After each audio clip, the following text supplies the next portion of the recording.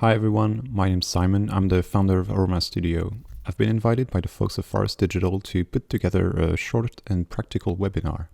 In this short series of videos, we'll see as thoroughly as possible to what extent you can rely on 2D tree cutouts on your day-to-day workflow, as well as broader topics such as composition and lighting. Although in the videos I'll mostly use Forest Digital products, the tips and tricks I'll be discussing are valid for any tree cutouts. It just happens that Forest Digital products are of noticeable quality and diversity. They're also really high resolution, which makes them ready to use in many cases scenarios. If you go to forestdigital.net, you'll find the product page where you'll find all the different packages organized by types, uses, and seasons. Volume 1 and 2 boast diverse summer trees. Volume 3 gives you some nice foreground, corner spring, and summer trees to frame your images.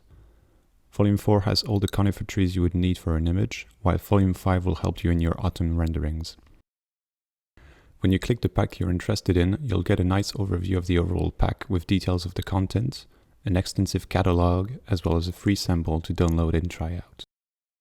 When you purchase a pack, you end up with the following subfolders. There's a license agreement file, an extensive PDF file with details for each cutout. There's also a preview folder with small thumbnails so that it loads more quickly to browse the whole library. Finally, there's a folder with the high-res trees. As you can see, they are really high resolution, which makes them usable in any type of situation, even in the foreground.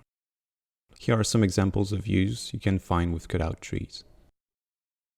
As you can see, your tree can find its place in the foreground, in the background, as hero trees, etc. We'll discuss these examples in more depth in the next videos. The content of this webinar will be as follows. First video is the present introduction video. Second video will be assessing the pros and cons of using 2D versus 3D and vice versa, plus some tips in order to best optimize your workflow. Third video will tackle how to choose your cutouts for your renderings. I'll give you a small checklist you'll have to go through every time so that you know you're not making any mistake. Fourth video will be about how to compose your image. We'll see all the possible use you can find for trees and what it entails in terms of composition. When you use them in the foreground and why, or when you use them in the middle ground and what you can get out of them from using them in the background, for example. Final video will be covering how to seamlessly blend your tree cutout into your rendering. This will be a step-by-step practical tutorial on what to take into account when blending an object, and also how to manage your layers and folders in your post-production software to maximize your workflow and efficiency. I hope you'll find valuable information in the upcoming videos, and I'll see you very soon. Cheers, guys.